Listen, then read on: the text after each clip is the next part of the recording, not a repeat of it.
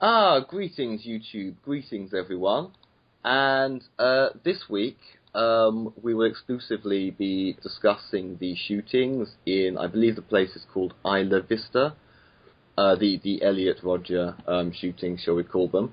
And I'll introduce, first of all, a guest who is a recurring guest, and I think you know what he's going to say. You, James, 1978. Hello there, this is James S. Chetty, James 1973. Ah-ha-ha, got you there. Definitely no trolling there at all, James. Sorry, people with obsessive-compulsive disorder across the world grabbing hold of their laptop screaming, "Why, James? Why?" Yeah, can I just say, you made yourself 5 years older, so the joke's on you. I've turned 40, damn it. Right, first of two new guests, we have Ashley. If you'd care to introduce yourself. Hello, I'm Ashley Dakota. I live in Middle Earth, or the Midwest of the United States. I call it Middle Earth. Yes, how are things down in Middle Earth? It's very humid right now. Yeah. So yeah, the hobbits are staying in their hobbiton, and I wonder if anyone in the world would actually get that reference. No. If they do, put it in the comments. Yeah, let us know. Yeah. My question to Ashley was a reference to a TV show. If you can get it down in the comments, but yes. Anyway. Okay, and second brand new guest, we have Luke, if you'd care to introduce yourself. Hello, I'm Luke Taylor, formerly known as God Shiva before I got mad at Google and closed my old account.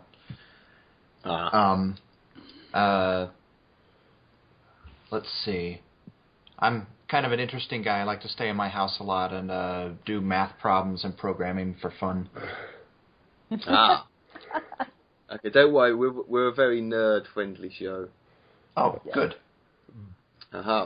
Well, linked in the description, people, if you haven't already seen it, is a video by the uploader Thing Too Cool For You. Now, since the Elliot Rodger shootings where he... I think everybody knows by now what he said in his last couple of videos, and that he killed 6 people. And in the media, we have heard them blame, somebody somewhere blame everything from communism to same-sex marriage. Thing Too Cool For You is not alone in thinking it's fairly patently obvious that this was motivated by misogyny. And as far as I recall, she goes into broader issues about misogyny in the culture. And for a lot of people, I would say it's obvious that these were the causal factors. And I'm going to go in the order of people in which I can see them. If people want to pause this video and play the Thing Too Cool For You video first, go ahead. And the order in which I can see people this week is Ashley, then James, then Luke. So, Ashley, I suppose the question would be best framed as what caused these shootings, and is Thing Too Cool For You right? I would have to say I strongly do not think she is right. I don't think misogyny has much to do with it, actually. Misogyny in itself is a problem, but I don't see it as the problem here. I think what we have is a person. I think that the real factors that factored into his decision for his shooting were things such as what he used in his manifesto and his videos. If we simplify it into the key words that he used in his communication to the world about it, we've got a hurt, lonely, confused, angry person. You know, we don't need to look at him as a guy or as a girl. He is just hurting. He's lonely. He's confused. He's angry. And those are in his own words.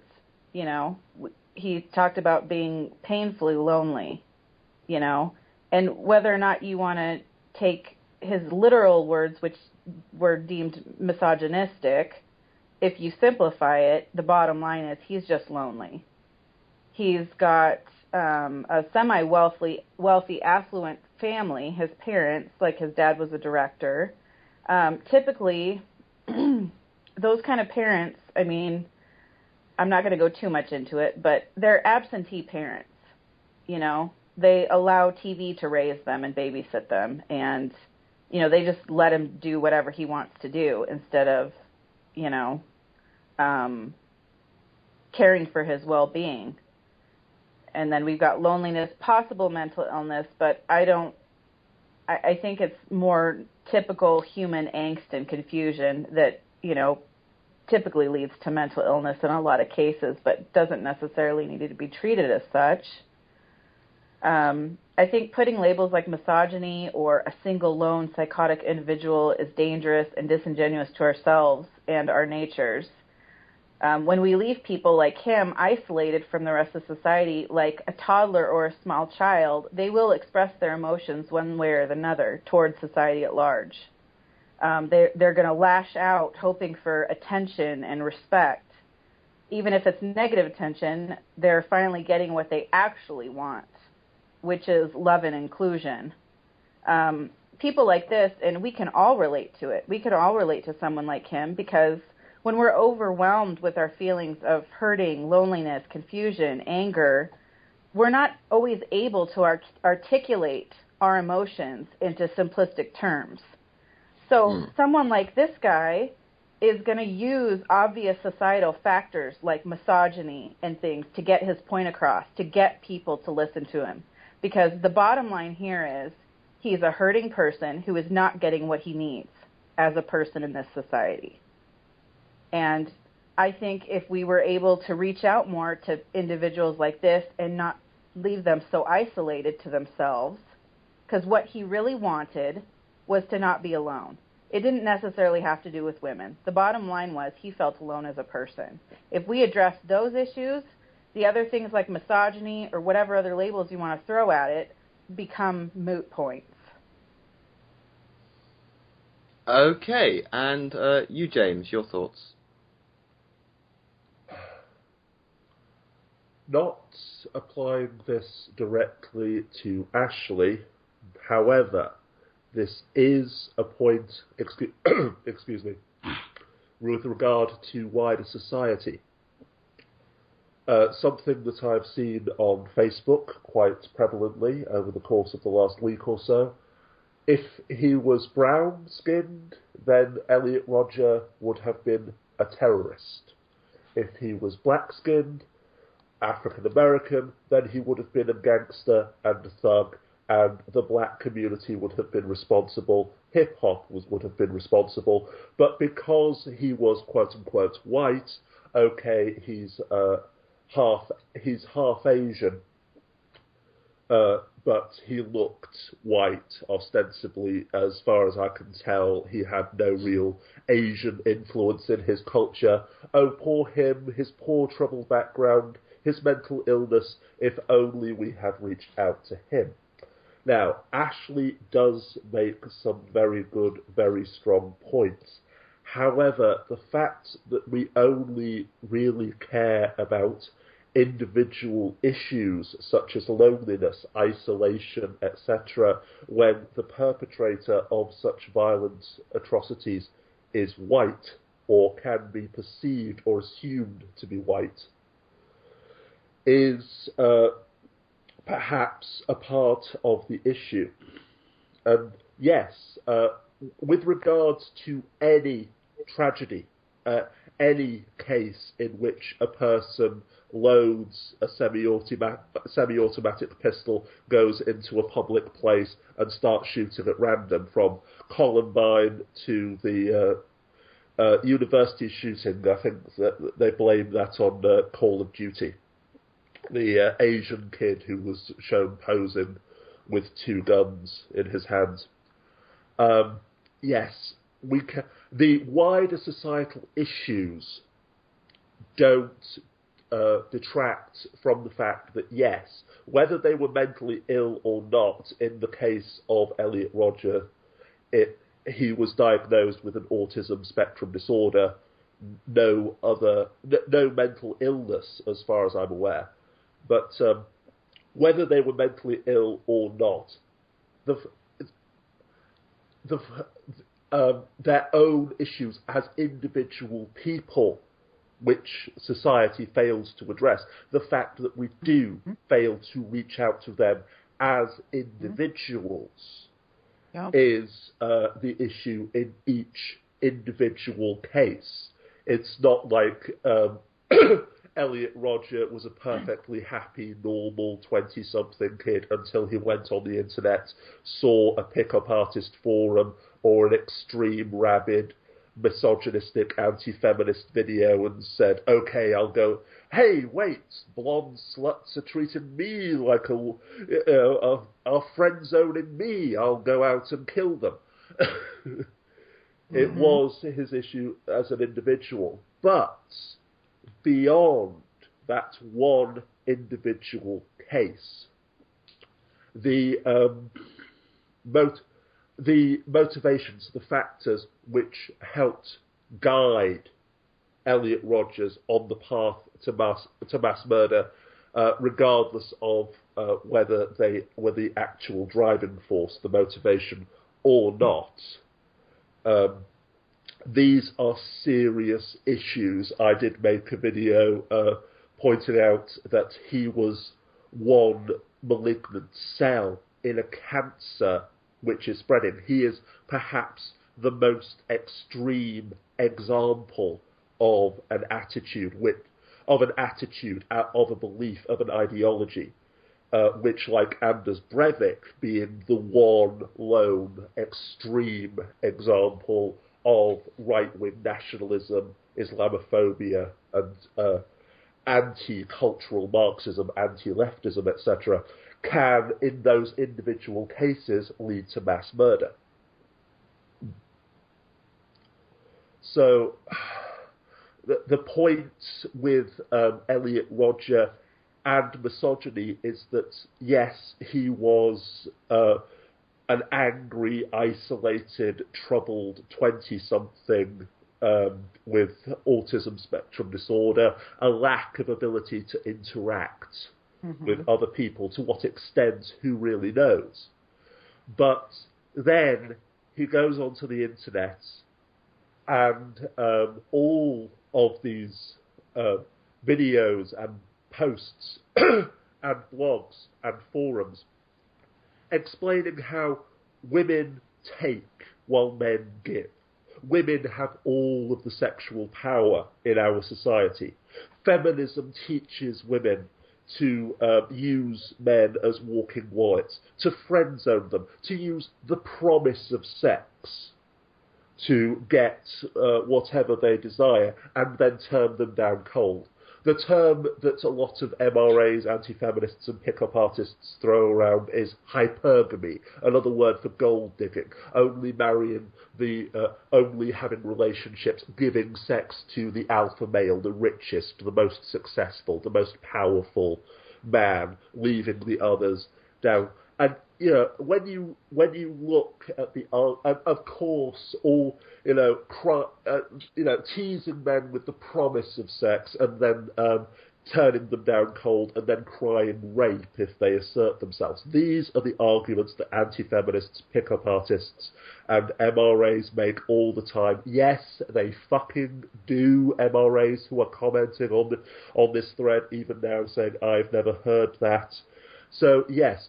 Take an angry person who is looking for something to blame, add something like the toxic misogyny, which is a growing cancer spreading throughout the internet, and something like the Isla Vista shooting, can be the tragic result.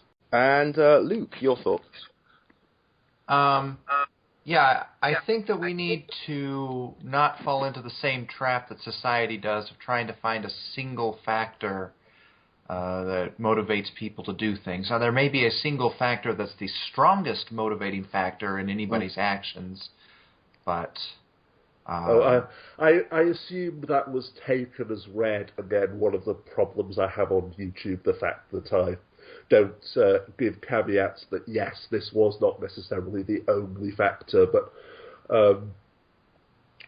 when you take the fact that, yes, many anti-feminists who call themselves MRAs, as well as being misogynists making arguments such as the one I made before, are also race realists. And, you look through his videos, you look through his manifesto, and you can basically just tick off where angry disenfranchised straight white men have said exactly the same thing in video after video after video on YouTube.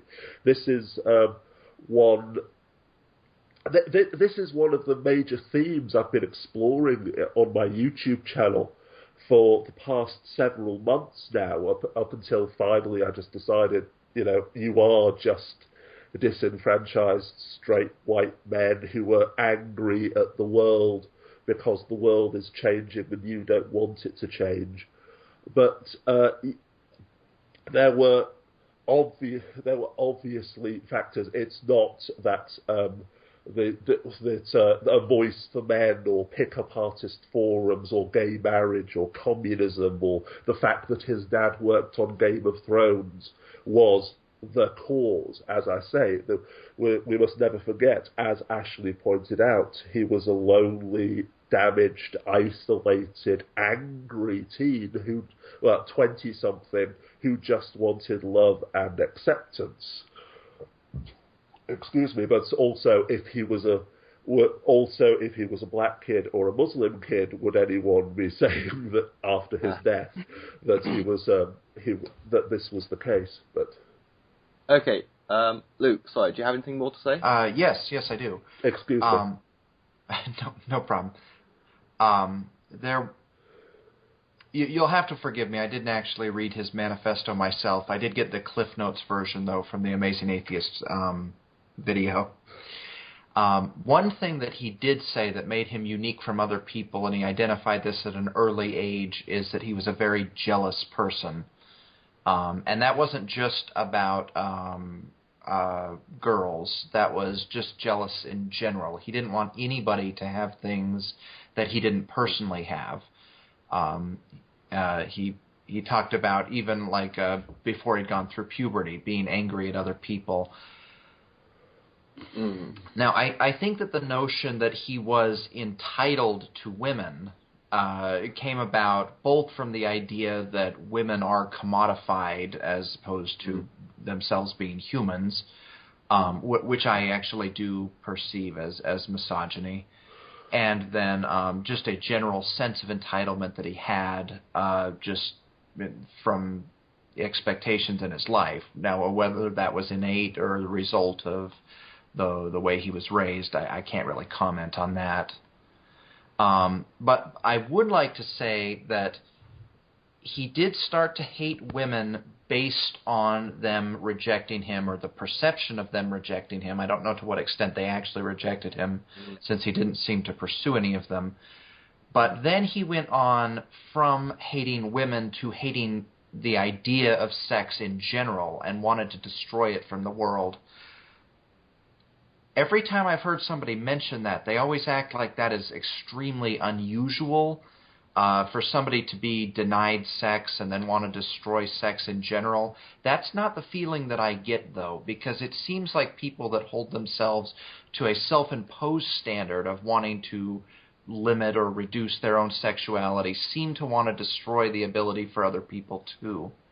I'm talking about morality movements, that kind of thing. So I'm not sure if whatever you call that is as rare as it's being made out to be.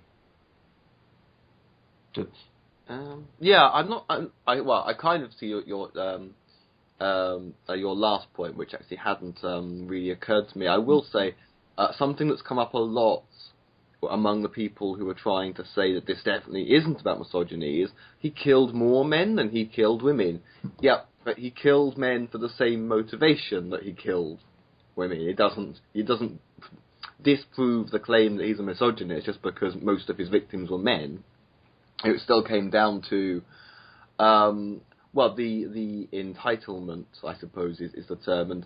And taking it back around, actually, when you list qualities of this 22-year-old, you don't mention narcissistic, arrogant, entitled, and do you agree that he saw women as something to be owned?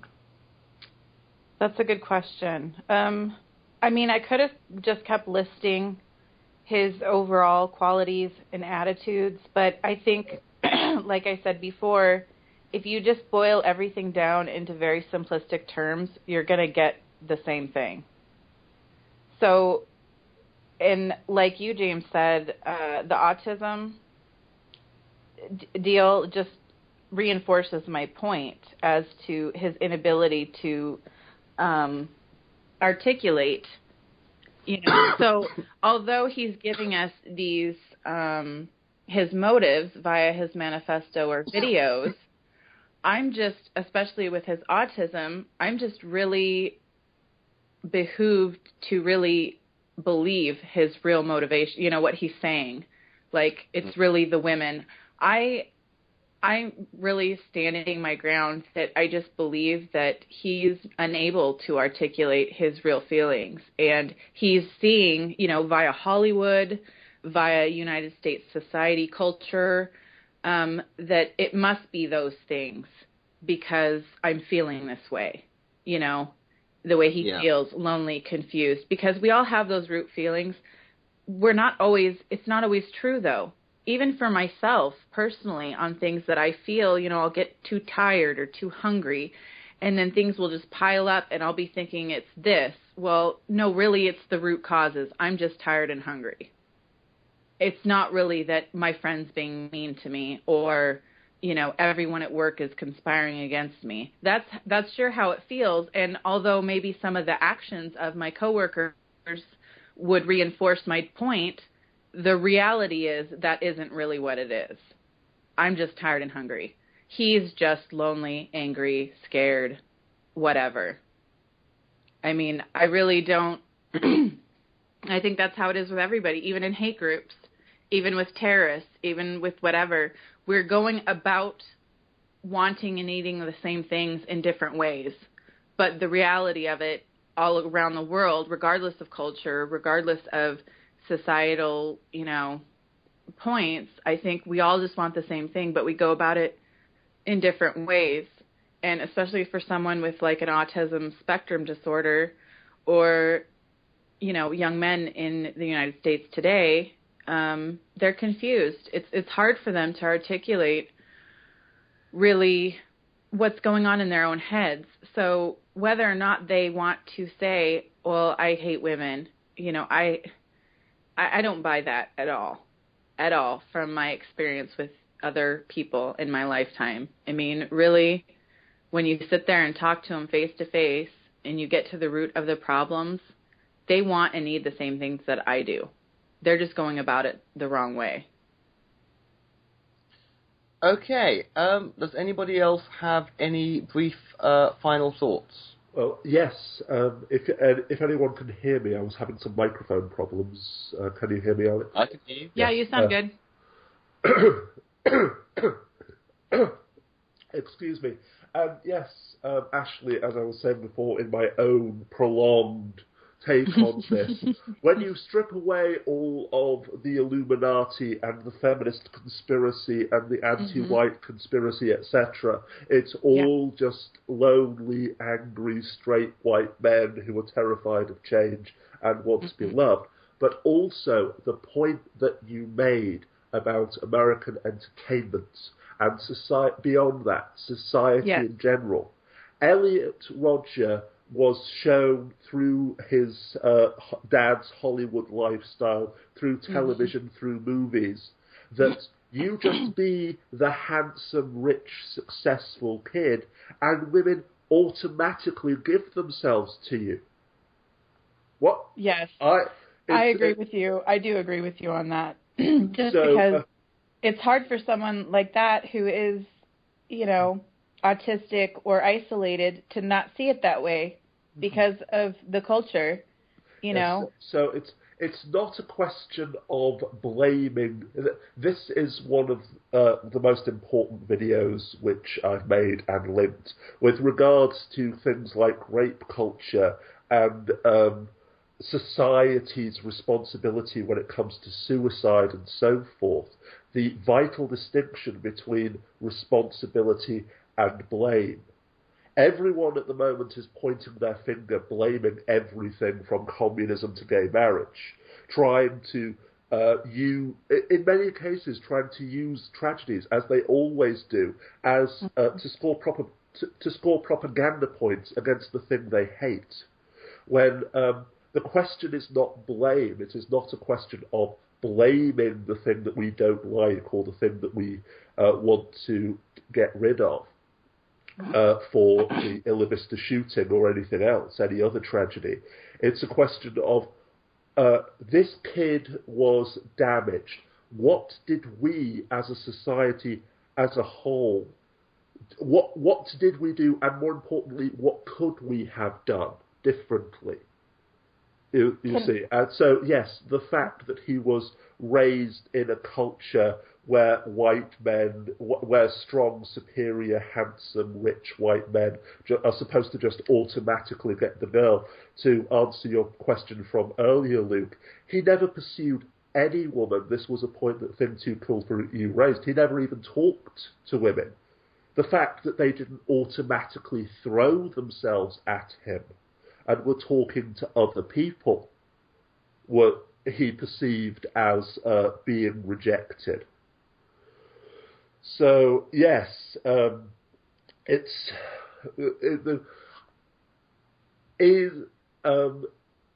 whole question of how much society is responsible for this particular tragedy or any particular tragedy, a particular girl dying of anorexia, a particular man committing suicide, is their own issues, their own lives, etc. Are always going to be the main part of the pie. But what as society are we doing, and what as society could or should we do instead? Can I make one more point about the society at large issue? Mm-hmm. Okay. The deal with society at large and having it play a role in things such as in this case, it's like, we blame TV for violence. We blame this. Like, that's pretty much basically the argument. It does have to play some kind of a role. However, I think that we as individuals within this society and the culture that we're discussing, by looking out for one another, we're all capable of dispelling that in each case, just like dispelling, and helping people with suicide, just like, we're missing, this is the main issue. Like, the culture doesn't have to be to blame when we've got each other's backs. Like, where were these girls that didn't ever talk to him on a level? Like, I've known many men who have autism that cannot speak to girls, and I still get to know them. I still make the point of talking to them just as people, not because they're guys, not because they have autism. I think that we're missing out on this whole empathy and compassion thing with people, and I don't know if it's because of so much internet use. I don't know if it's because of so much media. I don't really understand what the cause is, but I think we're getting more and more separated. I think people are getting more and more isolated, and regardless of what's out there, what the evils of our society and our culture hold, we still always have the power. We still always have the choice to dispel those. So the overall theme is, by empowering each other, we're able to dispel any issues that we have to overcome culturally by making sure that we treat everyone with respect and inclusion and love. That will dispel any and all issues that we may be faced with, whether it's suicide, whether it's violence, whether misogyny, whatever label you want to give it. If we were able to look out for one another, then I think that would dispel the main problem here, what I find to be the main problem. Okay, and Luke, your final thoughts. I just wanted to make a comment first about something that Ashley said. I'm concerned that there may be a certain amount of confirmation bias. Based on what I saw of Elliot, it seems like it would be very easy for people to mistake him for not being unhappy and lonely in general unless they were watching his YouTube videos.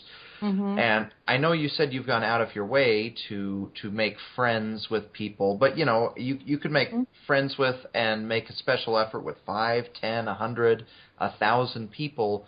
You can't really be sure that there's not somebody that you've missed. Right. Especially Fair when enough. that person, it doesn't seem to be willing to reach out. Now, I don't know if this is true in I'm sorry, did you want to say something back before I went on? Oh, well, yeah, that's me, though, but what if everybody did that? Then he would just see everyone treating him with respect. Whether or not they really got through to him, he would see the overall attitude of what he sees society and the culture of them really caring about him and them really wanting the best for him and him getting certain things really wrong on the bottom line of it. Yeah, it just seems like we got a really long ways to go as society because, I mean, in our society, it's a very popular idea that people that are struggling with food, it's just we aren't challenging them enough or something. So trying to convince, I'm not sure. Yes, don't you see though, Ashley? I also my playlist on YouTube. Please reach out to those in pain. For the longest time, I ignored the quote unquote societal issues of the effect that media was having on things like self-harm and suicide. The societal perceptions that society's standards were having on things like anorexia and other eating disorders, focusing on the individual, because if we can help the individual, then we solve the problem. But the thing is that the cultural issues themselves are the reason why, the cultural issues themselves exist precisely because people don't care. You can't focus on one and if only everyone reached out to everyone, if only the sky was made of chocolate. I'm not meaning to not meaning to belittle your point. Yeah, that would be great. That would be great. Yeah, but not meaning to belittle your point there, but that is a grand wish. And well, but it doesn't have to be this grand ideal and everybody just making this huge effort. It could just be more little things, and then things catch on. Just like any other movement that we've had. Yes, and that is how cultures change as well. But what I'm proposing really is a two-pronged attack. So many people view it as either blaming society or helping the individual. Changing society, but no, both are interrelated. If the Hollywood society in which Rodger mingled was more inclusive, wasn't all about appearances, etc., then that would have. Then the sent him a different message. Yeah, it would have sent him a different message. It will, but again, that's changing society through changing individuals through changing society. It's a whole gestalt. I would like to add that the perception that I get from viewing society is that when they see a problem, the overwhelming majority tend to like authoritarian solutions. Let's ban things. Let's make this illegal. Let's segregate people. Ultimately, it all comes down to the fundamental failure to look beyond yourself. We've talked about autistic spectrum disorders, lack of empathy, lack of interaction. But whether it's YouTube drama or poverty in the United States or healthcare or treating other, how to deal, quote unquote, with ethnic minorities, the whole divide between liberal and conservative, all political issues, all questions can ultimately come down to the two questions of, one, can you look beyond yourself and see things from the other perspective? And two, do you think that those people can be trusted?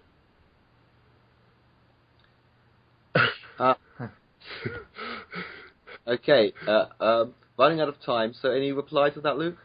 Not a reply to that, but I did have one more point on your original question.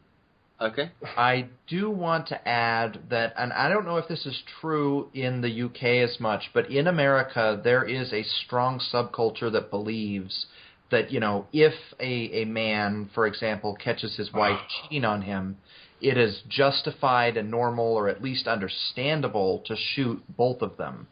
You know, maybe that's not the right thing to do, but people say they understand where he's coming from. If Elliot Rodger felt that he was entitled to girls, plural, and he saw men, as in all of mankind, taking those girls, it just seems like a more radical version of the same underlying societal concept. Exactly, and that's what I'm trying to get to with my point about how Rodger was just the most extreme example of the misogyny and entitlement and male privilege which exists throughout society. That shortly after the Isla Vista shooting, another man shot 3 women simply because they refused to have sex with him. But, again, not knowing any of the details regarding that. Was it that he was autistic or mentally ill? Was it that he was an angry individual? Was he isolated? Did his mother beat him? But again, this attitude that society has, that women's duty, effectively, their role is to give sex to men in exchange for something. What if I told you that friend zoning is bullshit because women aren't machines into which you put kindness coins until sex falls out? The whole wider issue of male of the perception of female sexuality as a commodity, a weapon, and a tool that men own, control, and tame. So if she runs around and cheats on you, then you have the right to put her down like a rabid dog. And on that bombshell, I could go around and have goodbyes from each of you. Thank you for your first time on the show, Ashley. I hope you enjoyed yourself. Thank you. I did. Thank you for having me. And so it's good night from you. Yes. Good night, everyone. Thank you. And it's good night from James. Why, God? Why? And it's good night from Luke. Yes. Or good afternoon, as we say in the U.S. In Middle Earth. Yes. It's good afternoon for Middle Earth. Indeed. And it's good night from me. Hello, YouTube. Hello, everyone. And once again, introducing my guests, Luke. Hello. And you, James. Hello there, this is James S. Crockett, James 1978. It never gets old. Okay. Well, once again, people, article links in the description. how did the therapists that saw Elliot Rodger not identify the problem? And I'll go in the order that I can see you. So, you, James? Well, very simply, clinical psychologists, therapists, psychiatrists, people in the mental health profession in general, their job isn't to predict the future, as the person who wrote the article went on to explain. They are not mind readers. However, this is the role which, as indicated by this article, far too much of society seems to expect. To quote one paragraph from the article, links down below. Elliot Rodger's story makes me feel despair and hopelessness. Rodger met with trained mental health professionals, the people we rely on to identify dangerously disturbed individuals, and they apparently failed to perceive the depths of his problems. Police officers who spend their days dealing with violent, troubled people described Rodger as polite and courteous. So, because he was... again, if he was angry and aggressive, then the police would have recognised that he was going to murder 6 people.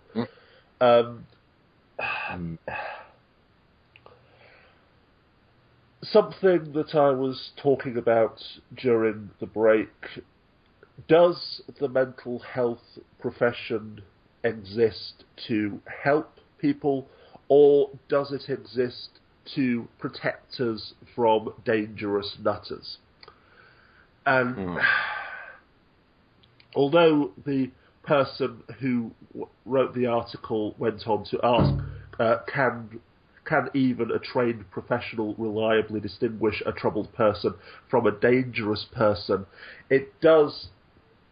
The general attitude, the way that people immediately leapt on mental illness as the obvious cause of the Isla Vista shooting, that, well, a man suddenly goes out and murders 6 people, attempts to murder many more, but can't get into the sorority house. Oh, it's another lone nutter with a manifesto. It's another mental illness, when the reality is, as we both know, Alex, people with schizophrenia, for example, are significantly less likely to commit crimes. That's true of many. Exactly. Mental illness across the board actually reduces the risk of violence, statistically speaking. And people with mental illnesses are far more likely to be victims of violence than perpetrators. Exactly. In many cases, precisely because of this stereotype that they are the quote-unquote dangerous nutters. And the implication in this article, if you read the interview, was, if only that we'd been able to section him sooner, commit him to a mental hospital, lock him away for being mentally ill, whatever term we wish to use. If only we'd been able to do that sooner, then 6 people would be alive. Section him for what? Commit him for what? He was diagnosed with an autistic spectrum disorder. As Luke pointed out during the recording break before we started recording today's episode, he was prescribed with a drug which, yes, its primary purpose is as an antipsychotic used in the treatment of schizophrenia and bipolar disorder, but it's also used to treat irritability in people with autism spectrum disorders.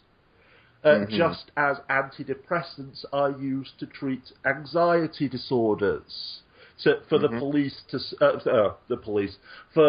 press to splash across the headline, he refused to take an antipsychotic. Factually true, but that makes it the worst possible kind of lie. Lying by implication that he was suffering from a severe mental illness, when in reality, again, Luke quoted from the manifesto, the psychiatrists, psychologists and therapists gave me the same useless advice. What? To actually go out and talk to people? To just not assume that these quote-unquote blonde sluts are rejecting you because they're not throwing themselves at you, to actually try and have a conversation with a woman. And that was spiteful and bitter, but ultimately it comes down to the old joke about psychiatry. How many psychiatrists does it take to change a light bulb? Just one, but the light bulb has to want to change. It is blindingly obvious that Rodger was resistant to the entire process of therapy. He had no interest in taking any advice that his therapists gave him. He had no interest in taking any of the medication which he was prescribed. He was, as far as I can tell, he was basically sent there by his parents, who were worried about his erratic behaviour. But that's the thing. A psychiatrist can't diagnose a person who refuses to talk. So maybe, who knows, if he had cooperated, maybe there were other issues. Maybe the mental health profession could have helped him if he had cooperated, if the light bulb had wanted to change. But returning to the wider issue, looking beyond Elliot Rodger himself, again, the misplaced fear and bigotry against mental illness in general, the implication that the mental health profession's duty is to protect society from these, quote, dangerous nutters. In case anyone wants to take me to task in the comment section for using such a term, I am a mental health rights advocate. I am using the term as sarcastically as possible in massive air quotes. But it's such a vast issue. Anyway, yes, Alex. But yes, I mean, certainly, I mean, one of the things that came to mind for me is that, yes, if you're neuroatypical, which I am and a lot of my friends are, then there is that element of, for example, social isolation, which came up yesterday when Ashley was here. That's one example, but it's sort of like I went all of last week without wishing to sound too facetious, but I went all last week without killing 6 people, and the week before that. Actually, I've been quite successful. I think I've not murdered in something like 33 years. I've not gone on a killing spree in a third of a century. It's leaving aside the tone, Alex. Some people might have a problem with that, but yes, the point was that Ashley was making yesterday, and I agree with her. Do not please take this in a poor little rich girl or first world problems sense, but the fact that you are isolated, an individual is neuroatypical, isolated, angry, emotionally disturbed, lonely, just looking for love and attention, does not drive people to commit mass murder. Mental illness does not, in the overwhelming majority of cases, drive people to commit mass murder. So again, this idea that the tendency to commit mass murder is a symptom of mental illness, which psychiatrists can easily identify just by looking at a person, or just by performing one ink blot test. And oh God, we've talked about avoiding the jokes, but I've now got the image in my head of Elliot in the psychiatrist's office doing the ink blot test. What do you see in this image? Blonde sluts bleeding. What do you see in this image? Black men who fucked blonde sluts bleeding. And then they just roll him into the padded cell and lock him in there for life. Sorry, people, that's not how psychiatry or therapy or clinical psychology works. And Luke, your input. Yeah. Well, one thing that we have to remember is that psychologists, psychiatrists, and counselors, they're all doing their job, and they all have to make their money by having people that want to go and see them. So this notion that somehow people are being interrogated for their hidden motives, I'm not really sure where that's manifesting from. I assume the people that are making these claims probably haven't themselves been to counselors of any type. That's speculation there. I have actually been in the situation, though, of being forced to go see a counselor when I didn't think that there was anything wrong, and I certainly didn't take the whole ordeal very seriously.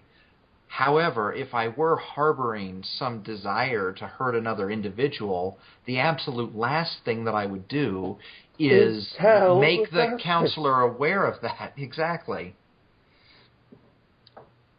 Yeah.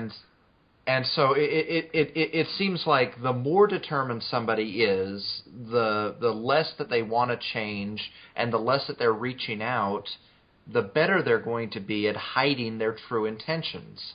Exactly. This again, I decided not really to make that point because it seemed so obvious. But meaning no offence to Ashley, who again was talking about this on yesterday's program, on yesterday's podcast.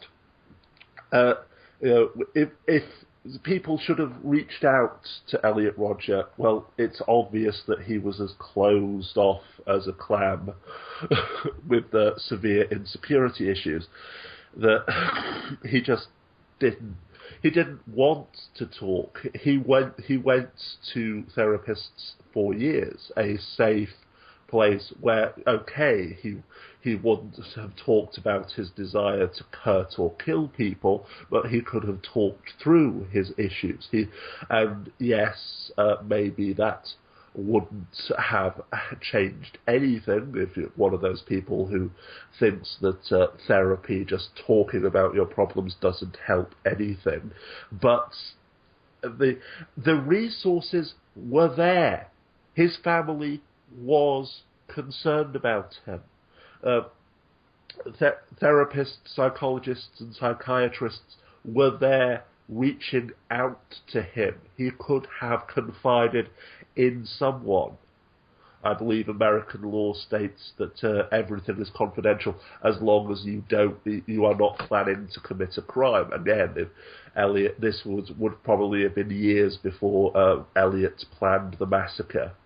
But returning to the article itself, though, and the wider issue which it indicates and hints at, if does not state directly, it seems that the people asking such questions, why didn't the therapists, psychiatrists, counsellors, psychologists identify Rodger's homicidal tendencies in time, don't care about helping him or anyone like him, don't care about whether the person reaches out or gets the help he needs, whether the resources, help and support are available. It's simply it simply appears to be that they want psychiatrists to lock up these dangerous nutters, again in massive inverted commas, before they harm anyone else. And this was the reason why, if you remember, Alex, in the 1990s, care in the community was crushed. Oh yes. It's not that society gave a damn about the mentally ill people who were being left to fend for themselves.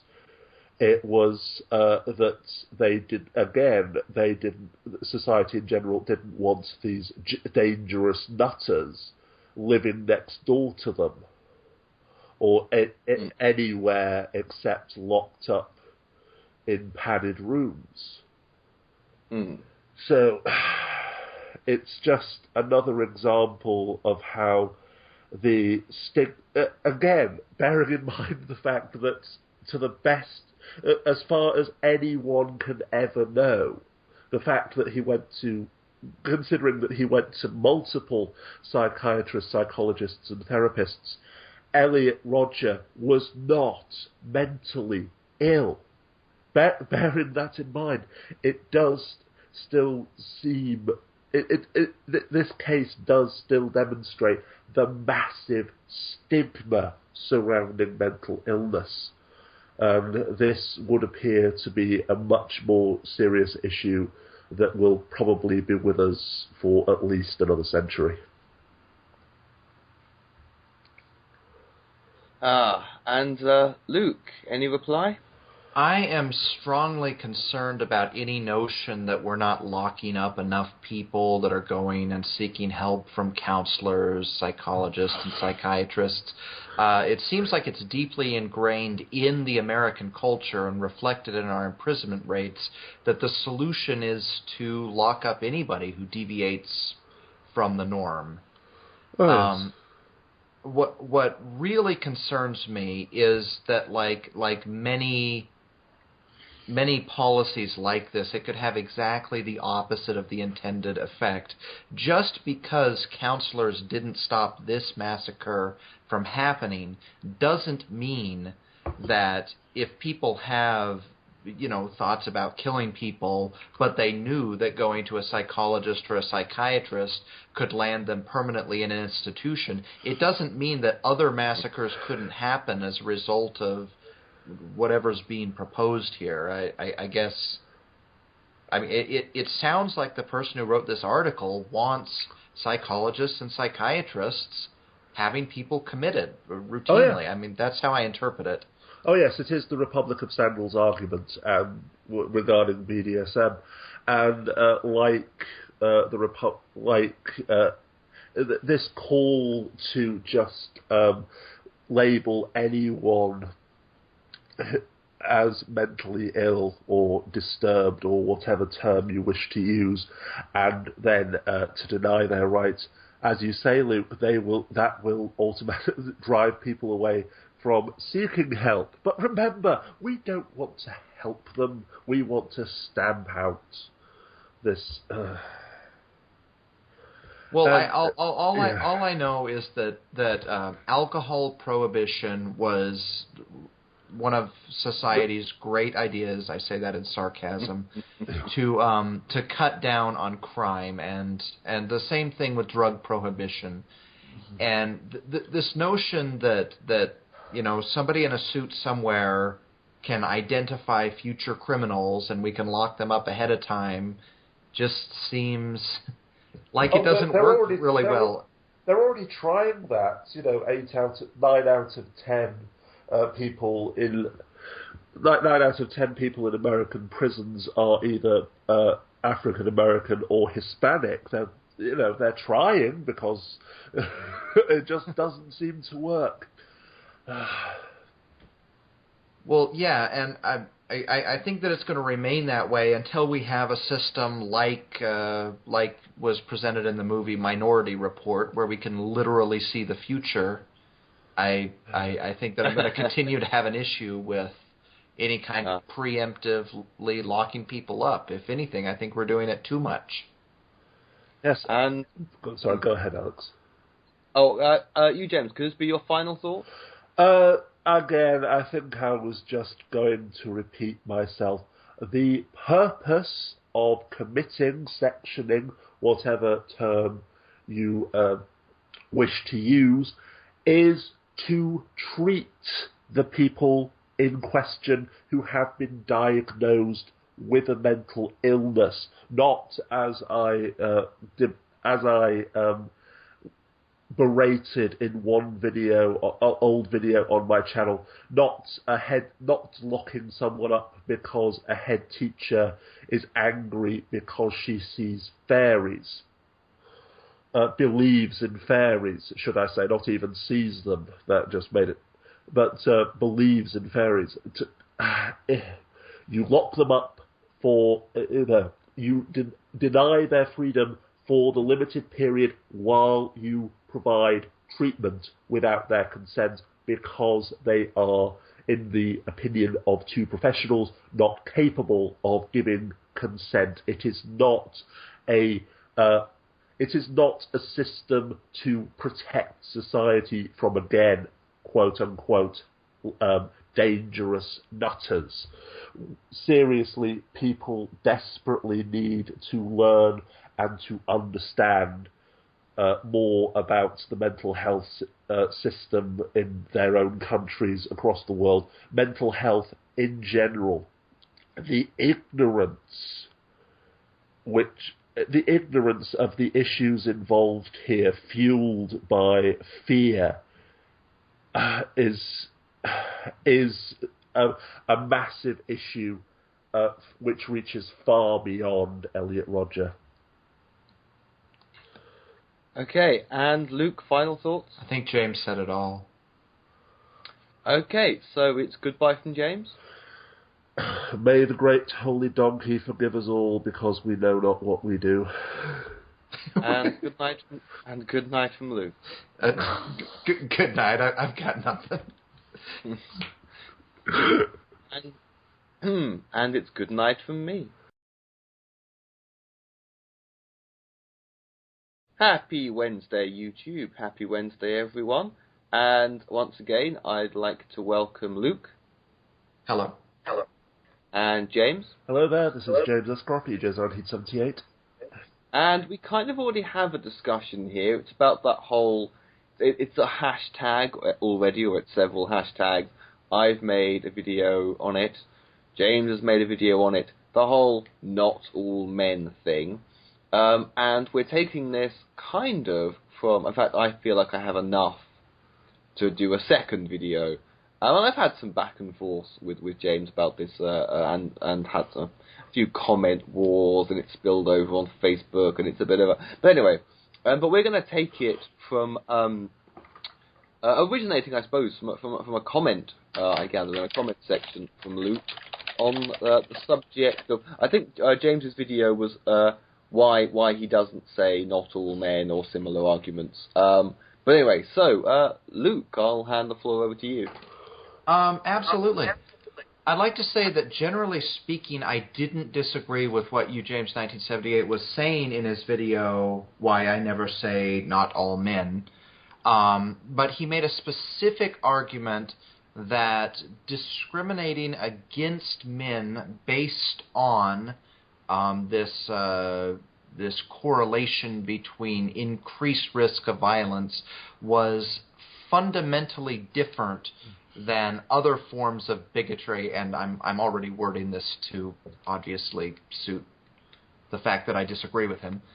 What I said is I got a little bit technical. I wonder if I could generalize what I was saying, but it seemed to me that the argument that they are fundamentally different is flawed, because basically you're just saying that there is a group and it's all right to take precautions against the group because they're correlated with, either in reality or through your perception, a higher incidence of a dangerous or undesirable characteristic.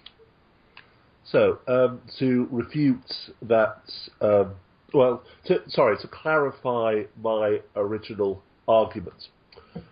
When a woman or anyone looks at a black man and thinks he's more likely to rob me, or looks at a Muslim man and thinks he's more likely to blow himself up, or looks at a dangerous-looking biker with tattoos and leather jacket and gold teeth or what have you, and says he's more likely to beat me up. Individuals are making judgments based on appearance. It is the most literal form of prejudice, judging people by superficial appearances. However, therefore, the thing which makes women's suspicion of and fear of men, in inverted commas, and I'll get to this point later, is that regardless of race, nationality, culture, regardless of size, regardless of how they look, regardless of any superficial issues, the risk is still perceived as being similar or the same unless you know them personally, unless you get to know them. And even then, there are statistics such as the fact that half of all women who are murdered by a current or former partner. So the threat which all women face from some men is not based on discrimination against any particular group. It's the most mild-mannered, tiny, polite, civil, friendliest-looking, blonde-haired, blue-eyed, white guy could slip Rohypnol into your drink. When a woman goes out on a date and is texting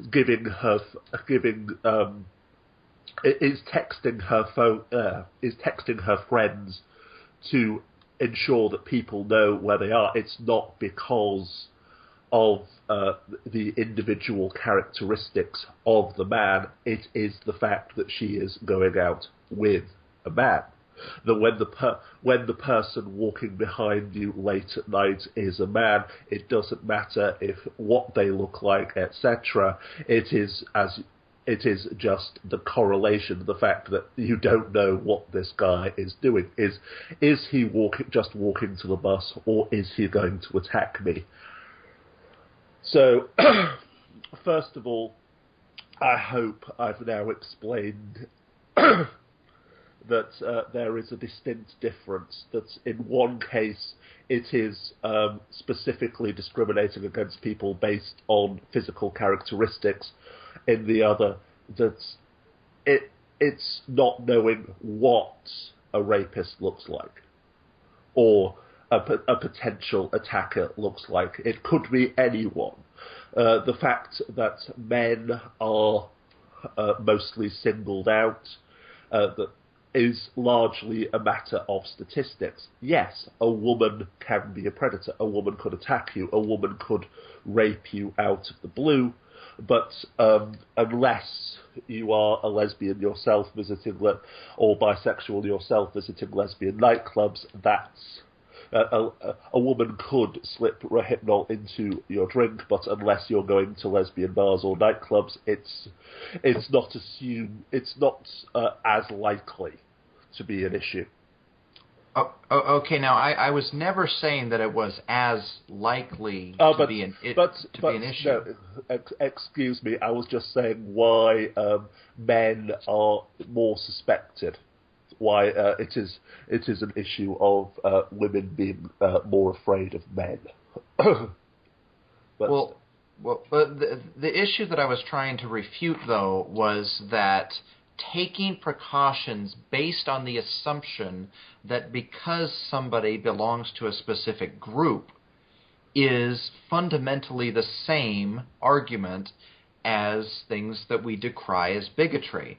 And I just want to say this, is that if I were to select a randomly selected black individual from from my culture, and I were to select a randomly selected white individual from my culture, I actually believe that the likelihood of a clash would be greater with the black individual. But that's not because he's black. There could be other contributing factors. Now, I think that it takes a racist to take that correlation and automatically assume that it's because they're black rather than, say, what their upbringing was or what their relative income is.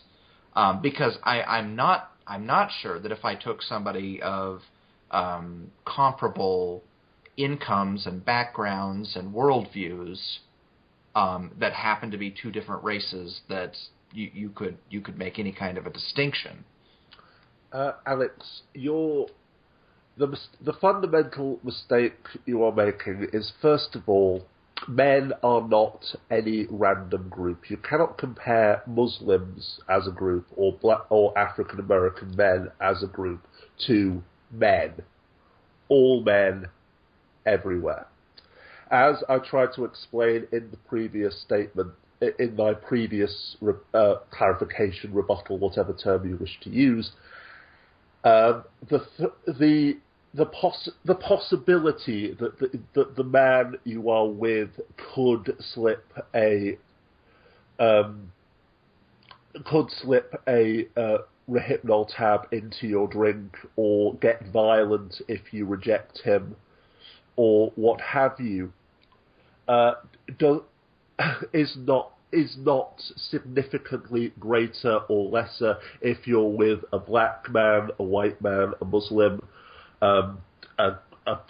any man you can imagine. Some people would be more trusted, some people would be less trusted. But if the person in question was a priest, a policeman, someone who people are raised to fundamentally trust the issue that you are a man, they are a woman, 90% of all violence committed against women is committed by men in romantic situations, that those precautions are still justified. And furthermore, this goes back to the issue which we were discussing on Monday, the entitlement, the overarching misogyny, the male privilege which exists, which I argue, and Thing Too Cool for You argues, were influential upon people like Elliot Rodger, were a factor in his massacre. The fact that, as I went on to explain in the video which you are critiquing, things like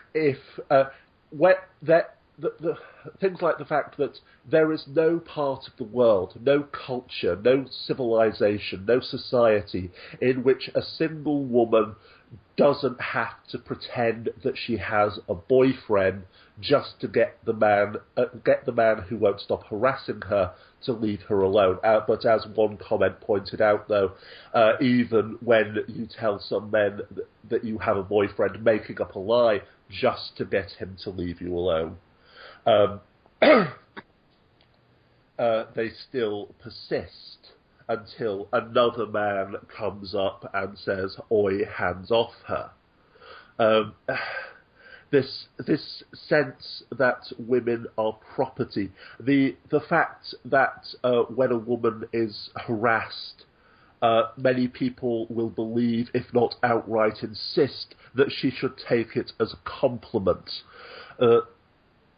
The fact that if a woman is a victim of violence at the hands of men, many people will believe, if not outright insist, that, well, if only she'd just given him what he wanted. This is actually an argument that people have made in relation to Elliot Rodger, that if only one of the women with whom he was obsessed had fucked him, then 6 people would be alive right now. 7 if you include Elliot himself. But again, this rape prevention as well. Well, you're going out dressed in a short skirt, you're going to a club, obviously you want sex. So it's not a question of women discriminating against men because they're misandrists. This appears to be the argument that you are making, Luke. It is the fact that because as a society, men are effectively given free rein to view women as property, as commodities, as prizes to be won, as sex objects, that if she goes out to a bar wearing a short skirt and gets drunk, it's open season. Yes, it's obviously women are going to take precautions, and again, it is not discrimination against any one particular man or any one particular group. It is not being biased against Muslims because you saw Muslims commit a terrorist attack on the news.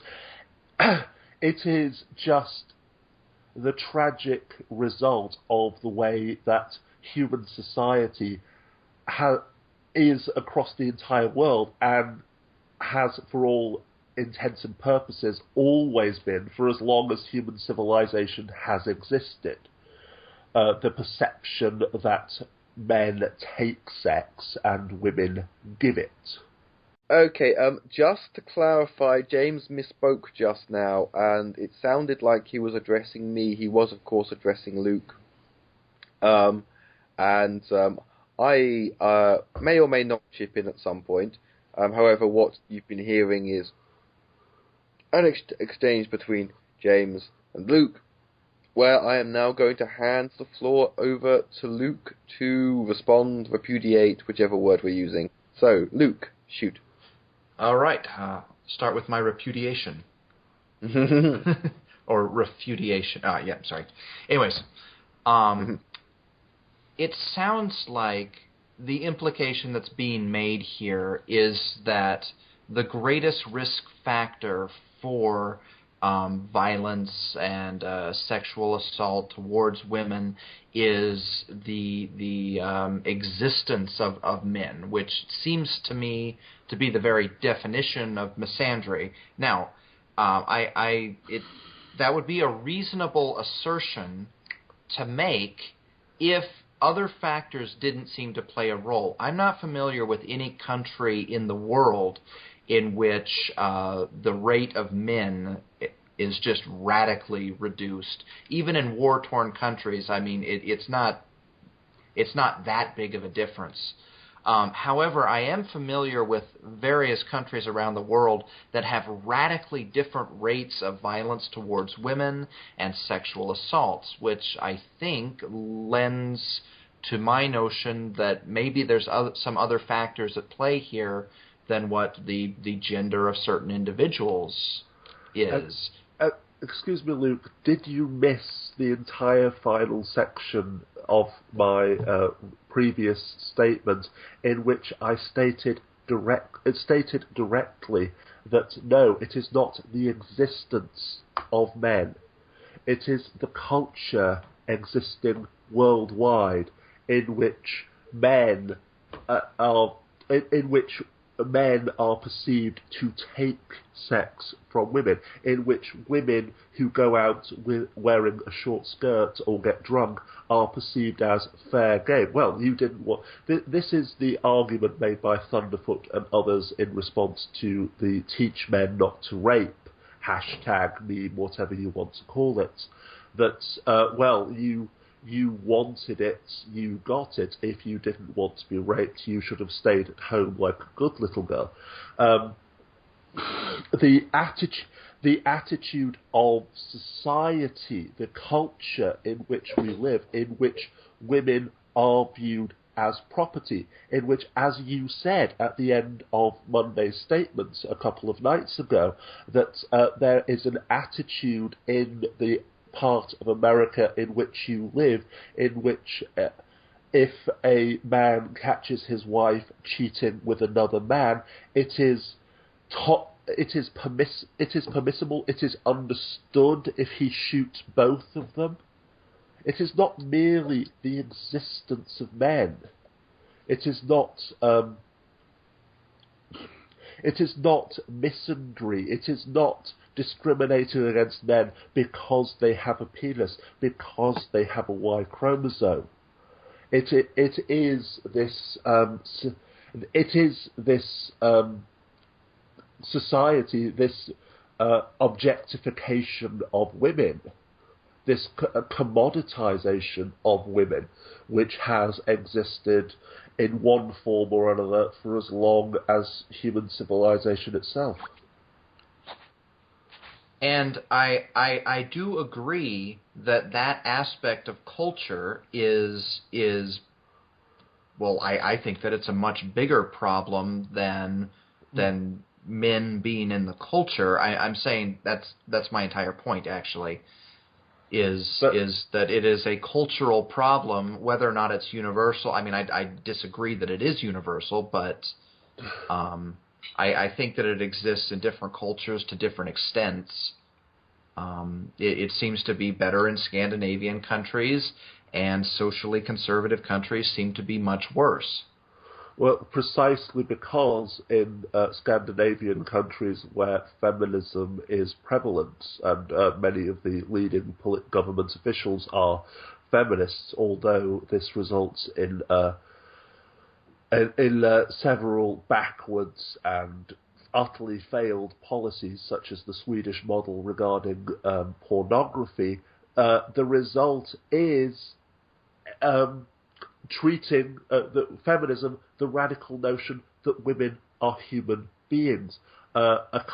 Cultures like Scandinavia, where men are taught that, yes, women are autonomous individuals who can say no to sex, who aren't asking for it in inverted commas because they wore a short skirt, etc. All of the things which people like Thunderfoot argue against, feminism is doing, and lower rates of violence and sexual assault and rape against women is the result. However, returning to my video, the fundamental argument was not about feminism or culture as a feminism or misandry or culture as a whole, it was instead the fact that women take precautions when they meet men they do not know for the first time, or even beyond meeting them for the first time, perhaps into a relationship, for as long as it takes for them to feel safe. The fact is, as I pointed out before, even in countries with lower rates of sexual assault or violence against women, the fact remains that it exists. A woman meeting a man on the internet and arranging a blind date, arranging to meet him in a public place, texting her friends to let them know that she is okay, and keeping her hand over her drink to ensure that he doesn't have the opportunity to slip anything into her drink, is not misandry. It's simply taking precautions, because you are probably one of the 99.9% of men who would never do anything to attack or harm a woman, but that I can't take the chance that you might not be. That's all it is. Yeah, and I'm not saying that it's misandry to take precautions. I'm saying that the reason that you take precautions is because we have flaws in our society, Indeed. not because people are men. Again, we fundamentally agree. So, to be honest, I can't understand why we're arguing. I've explained at length that it is this, if not universal, pervasive attitude that a man who gets a woman drunk and then rapes her. Okay, can I chip in here? Yes. And I'll say, for me, this whole thing has been, since I've known about it, it's been a language thing. It's when somebody is saying men this, men X, Y, and Z, and they don't say some men, and they don't specify. And that's where I'm very justified in simply saying, which does paraphrase what this would sum up very more succinctly, I think, no offence, Luke, earlier on. The simple phrase, profiling is profiling. There's an analogy going around. There's some variations of it, but the first one I saw was, imagine if, 1 in every 10 M&Ms were injected with poison, and you were offered a bowl of M&Ms, and the person offering you the bowl said, not all M&Ms are poisonous, would you reach in? And I immediately typed in the comments, this analogy doesn't work, or it doesn't prove the point you want it to. Because you can extend that to any social group, including not all Muslims are suicide bombers. And this is the issue I have. Hang on. Sorry? No, go ahead. The issue is profiling is profiling. But the point, though, Alex, is that they're not profiling. We have no idea what a rapist looks like. We have no idea what a man who gets violent and shoots a woman because she refuses to have sex with him looks like. We don't know what a Muslim looks like. We only think we do. No, it's profiling to say we don't know what they look like, so let's assume that the men are the people we need to be afraid of. And I'm not even saying that you can't profile. I'm just saying that saying it's not profiling because you're sure that you're right doesn't make any sense.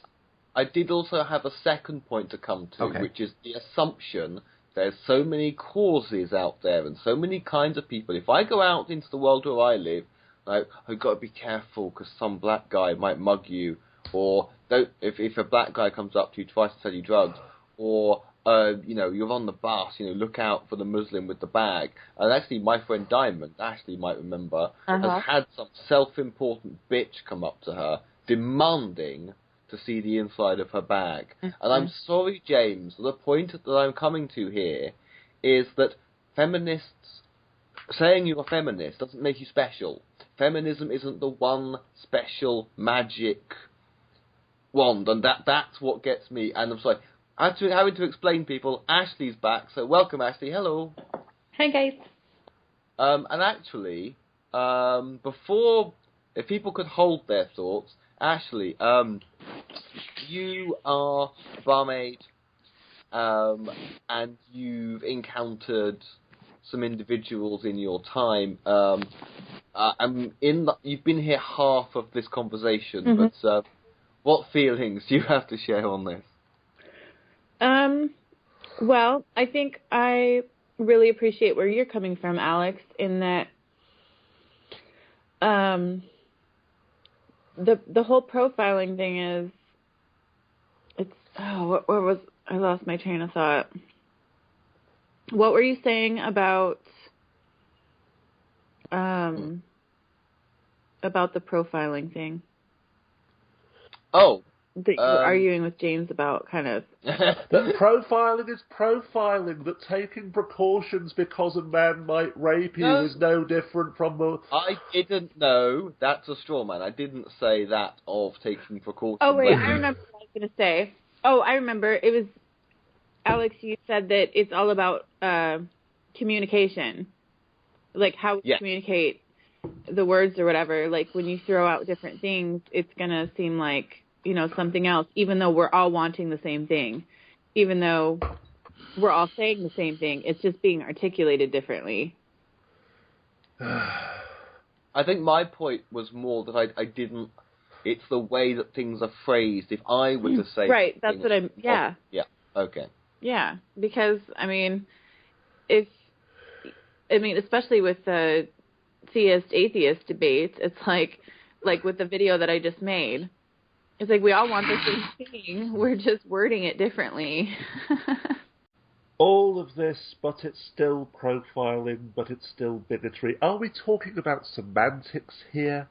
Because ultimately this was the main point of my video on which Luke originally posted his comment. Yes, it's unfair that a woman makes snap judgments about me based solely on my height and my gender, the fact that I'm walking behind her late at night. But how does saying it's feminists are feminists are profiling me, it's misandry or what have you, change that? We change it, as Luke pointed out, by following the policies of nations like Scandinavia in some respects, definitely not in others. For fuck's sake, the Swedish model is a disaster. But yes, creating a society in which women are not treated as property, a society in which women are not held responsible if they were raped whilst wearing a short skirt, a society in which rapists who videotaped their victim whilst they were semi-conscious are not regarded as the poor innocent boys whose promising football careers are now over when they are convicted to 1 year in a youth rehabilitation facility, referring to Steubenville specifically there. But ultimately, this was the point that I made in my video, that I do feel that this is at least part of the motivation which leads us to argue over semantics and communications. In many cases, not all cases, as I went to great effort to clarify in my video, when people say not all men or argue, but when argue that being judged because you're a man is no different than being profiled because you're a Muslim, it basically comes down to, but I'm not a rapist, why are you picking on me? And this was my fundamental point, as I explained my personal experience throughout my video. Yes, it pisses me off immensely that I have to deliberately avoid liking or commenting on one of my very best friends' Facebook statuses and photos, etc., because she is an attractive young woman and her friends constantly bombard her with questions. Who is this creepy English guy? Do you know him? Has he asked you to send him photographs or what have you? It pisses me off that people make that judgment about me because I'm a man, but complaining about it isn't going to do any good. Hey, can I jump in for just a minute? Okay. In the same measure, it's the same for women. It's the same for me.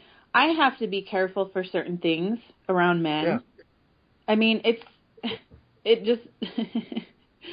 I mean, yeah, it's unfair for guys. Things are unfair for us, too, by the same exact measure, by the same token.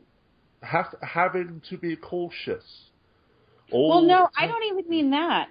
I mean just like the same thing we're talking about, just so that women feel more comfortable. I have to do things so that men feel more comfortable, because if I'm too nice, if I have too good of manners, then they think I'm coming on to them. if I'm not friendly enough, they think I'm standoffish or that I'm stuck up or that I'm friend zoning them. I can just go on and on and on about every scenario. All the scenarios are lose-lose. Another example of, are you giving me sex or not giving me sex? Come on, woman, make up your mind. It seems to me that there's a presumption in our culture that interact... Sorry, I'm sorry, Ashley, were you talking? No, go ahead. Okay. It seems to me that there's a presumption in our culture that the reason that men and women interact is for the purpose of procuring sex. Yes. And I think that if... Absolutely. Go ahead. If we could just get rid of that, I think we would be doing so much better. Men and women need to regard each other as equals. And I think that is the one fundamental thing that Scandinavian countries seem to do better than us. Exactly. I think you've made a great point there. I think that is the bottom line. Well, is that we need to look at each other.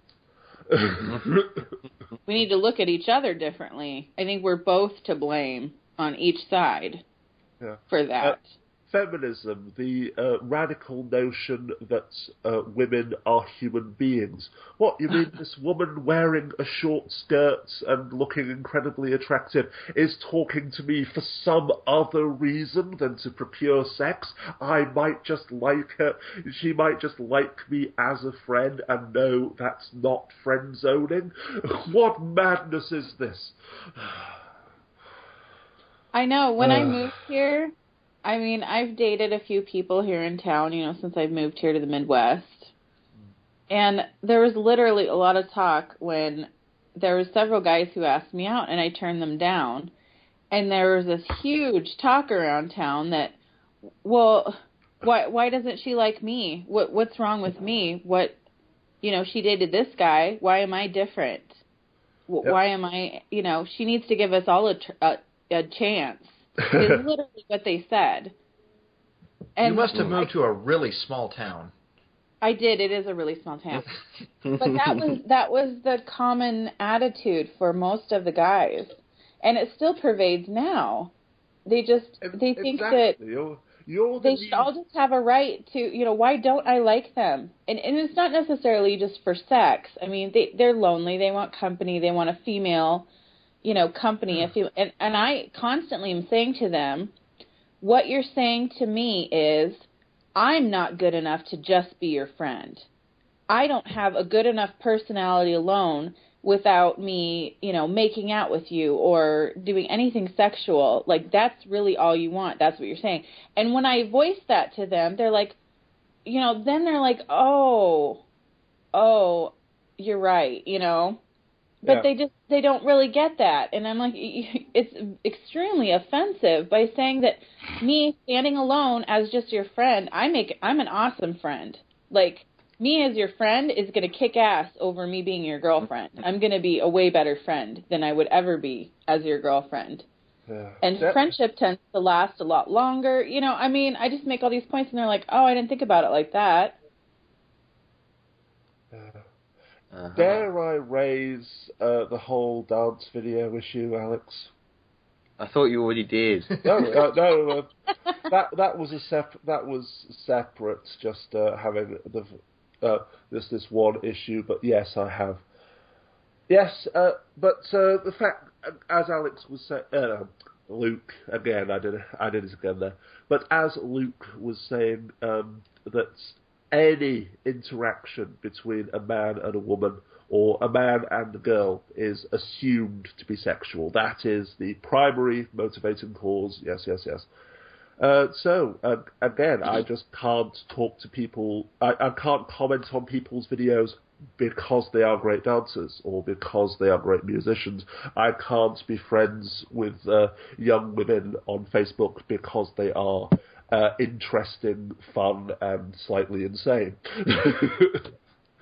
It has to be solely because I want to have sex with them. And yes, our society needs to be changed. It is not a question of women not discriminating against men, or which terms we use. Do we say all men, or some men, or not all men, or whatever?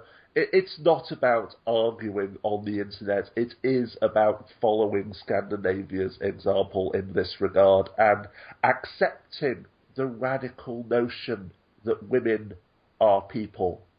That yes, she's fucking gorgeous, but does she like Korean films? What is her favourite food? What is her interpretation of the Lord of the Rings? Does she have an opinion on that? I think you're getting confused, James. It's does she like Doctor Who and does she like musicals? Oh, does she like Benedict Cumberbatch? and bisexual woman who likes Benedict Cumberbatch and Karen Gillan. and me and her can share them. Exactly. Sorry.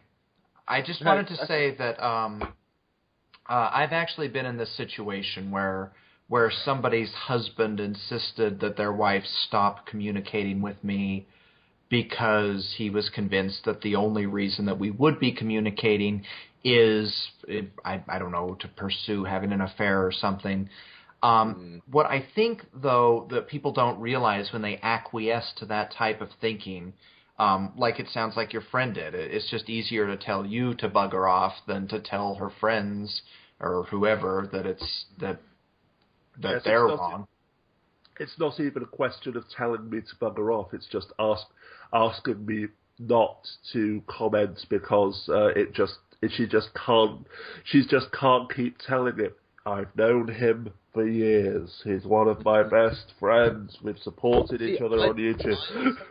I'm so lucky in this respect. Even in real life, going back years, I don't get friend zoned. I get gay friend zoned. and I don't just mean that women implicitly trust me and find me non-threatening because they just assume it.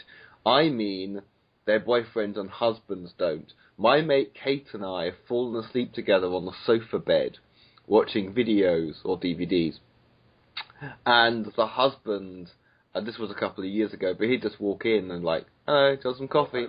Just to clarify, Alex, and I got your name right this time, amazingly. But you me, not Luke. Yes, you. Yes, we have to distinguish. The two different friend zones. The different friend zones. There's different levels of the friend zoning. No, we have to distinguish actual friend zoning from the MRA pickup artist MGTOW misogynistic scum vision of friend zoning, which is women using men to get what they want. To get what they want and then just not giving them anything that they want. Exactly, using the promise of sex to get what they want and then denying them. It seems like the MRAs don't realize that the very institutions that they're trying to defend are what enable women to be able to manipulate men in such a way. Exactly. They have this bastardized idea that before evil feminism was created, women were all meek, submissive, humble servants who supported the men whilst they went on and did their great manly things. But then the evil feminists came along and taught women that, hey, yes, you can use the promise of sex to get what you want from men and then not give it to them. You can use marriage and divorce to screw over a man. Oh, let's not let men have a contraceptive pill because, no, if you get pregnant, then you can screw him for money. Because, yes, raising a child and being so poor that you need the father to pay child support is the life, isn't it, Ashley? That is the lap of luxury. Right, it doesn't get any better than that. Slightly financially inconveniencing a man. Oh yes, that is the goal of every woman. Hail feminazis! Every single woman, everywhere. That is not my interpretation of history. I was under the impression that the reason that we made prostitution illegal was because women were, making a successful business model and giving men exactly what they wanted. That is actual history, not MRA, bastardized, self-serving, anti-feminist history. You've got to distinguish between the two. Touché. Okay, so on that bombshell, I'm going to have closing thoughts and goodbyes. And can I just say, for my closing thoughts, that I definitely do see each of the three of you as sexual beings.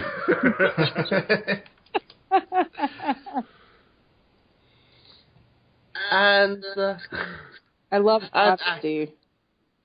Sorry? I love the honesty. And Ashley, your turn. I just want to let you know that all three of you are friend zoned. You're all in the friend zone now. I'm just kidding. Well, considering that friend zone is the hideous and despicable state of in which a woman views you as a friend. I know, that's a bad thing. Exactly. I'm an awesome friend. You better wish to be my friend, most of all. She doesn't want to have sex with you, for fuck's sake. And James, you gendered it, and yet when we were watching Les Miserables, you talked about how Marius friend-zoned Ebony. Again, that was meant to be slightly ironic. But... Oh, okay. Can I also point out the term friend zone originally comes from Friends, and it was a conversation between Ross, peace be upon him, and Joey, peace be upon him, in the very first and therefore most holy episode. So, in fact, given that is the true, pure origin of the term, infidels have been blaspheming. So, James.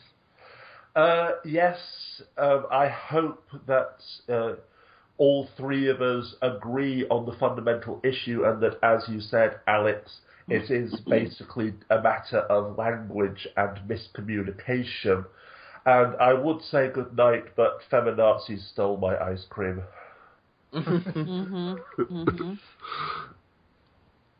And Luke. I never meant to imply that I disagreed with James's general view or video. It was pretty much just that one line, what he said. Yeah. And so I guess I could say good night, and I could probably be gay for you, Alex. Oh, thank you. Well, I want to say thank you for the entertainment on this one too. It jumped around from heated debate to nonstop hilarity on this time around. That's the true definition of friendship. Indeed. And won't the after-show party be interesting? No, Alex!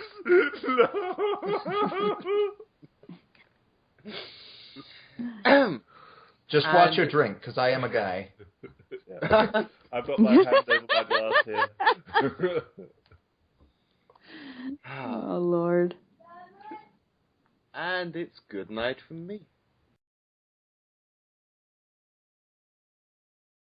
Happy Thursday, YouTube. Happy Thursday, everyone. And I would like to welcome my guests, whom I will mention in the order in which I see them. So, hello, Ashley. Hello. And joining us, I think for the first time this week, but returning guest, hello, Koki Pirate. I am in alignment with Thursday. And Gunderson, are you another returning guest, but first time this week? Are you very much in alignment with Thursday? What do you mean? I don't know. Koki, what did you mean? I mean, I have accepted the truth that today is Thursday. Exactly. That's such a hard truth to accept. Well, can you open yourself to the possibility that Thursday does exist? Just about. Okay. I'm sure Thursday does exist, but at the same time, I think you kind of have to believe. Yes, the agnosticism of Thursday. But wait, to deny Thursday is to deny Thor.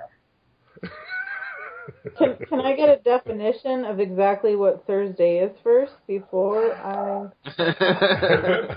You're an ig Thursdayist, are you? Yes, I need to know exactly what I'm agreeing to. To be honest, this was discussed a couple of weeks ago where I proclaimed that Thursday is a state of mind. I don't think anybody can argue that point. Oh, I win. Because really, I mean, By it's a default. You just need to open your heart to Thursday. But wow, Exactly. This is a random tangent we've gone on. Sorry about that. Yes, does anyone think that this is maybe a little bit in poor taste, given the subject of this week's discussions? Quite possibly.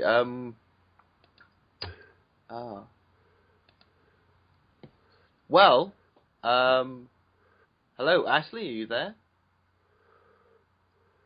Ashley? Yeah? Oh, hello, you are there. Excellent. Okay. Are you ready to accept Thursday as your personal savior? What is Thursday saving me from? Wednesday. Other than the obvious answer of Wednesday. Well, that's it. That is the answer. I'm going to have to think on that. I'm going to have to do some deep meditation. Well, we're not here to be clearly the brainiest metaphysicists in the world, with fancy degrees and what have you. This article, which, and yes, I am bringing levity down at this point. There is levity reduction at this point, because this does still relate to recent events. But sexism in the media, and bearing in mind that obviously the best term I can think of is shooter, which I think is a term Americans use for this kind of thing. But he was part of that kind of Hollywood culture, for one. I will actually add to this, because one of the first things when I watched his videos, to be honest, it made me think of those Jack the Ripper letters, which were fake, where you sort of think the person who faked these letters read too many Penny Dreadfuls. To watch Elliot Rodger, he looks like a bad actor. It looks like a student film. It looks like somebody he doesn't even have a good wahahaha. You know what I mean? If out of context, I would have said a scene from Student's first film at student school. Student school? That's a tautology.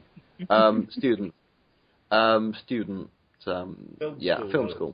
And there's something hammy. There's something a bit, and I'm not going to go down that path of imitating films with bad guys who shoot people, blah blah blah blah blah.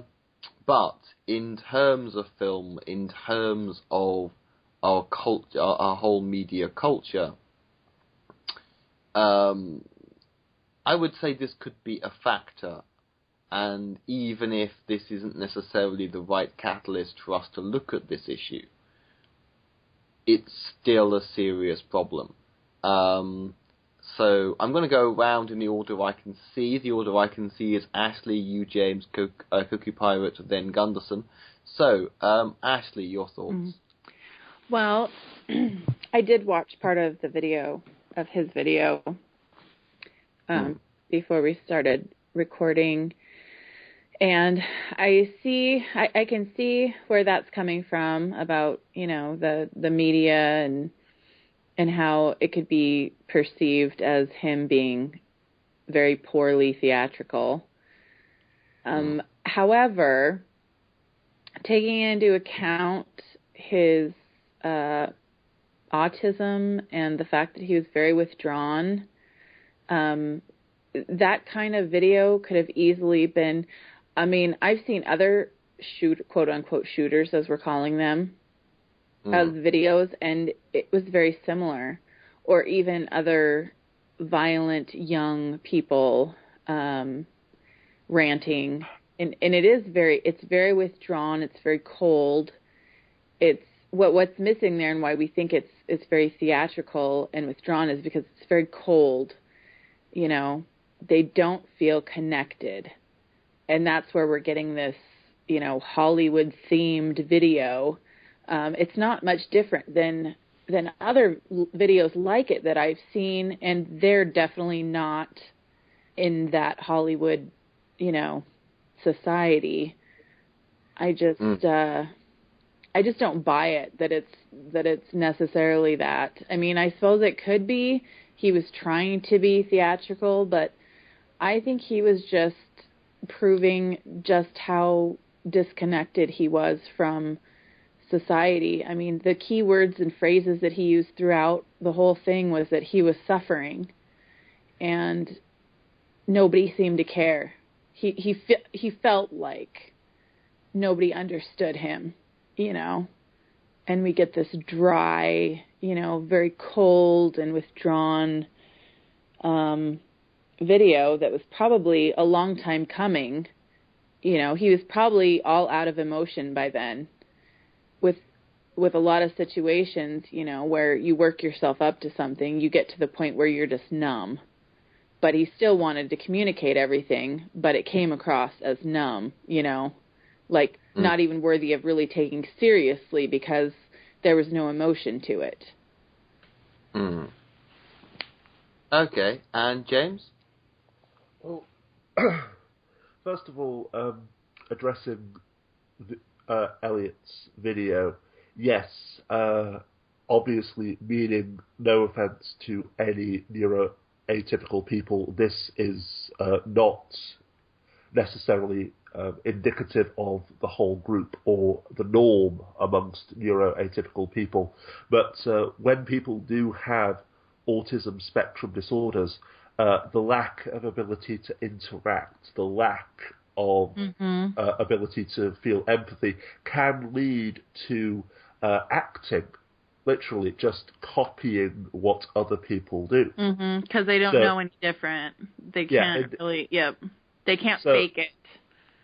Exactly. So that might be the situation there. However, I ultimately feel that this is irrelevant, well, at least incidental to the whole issue.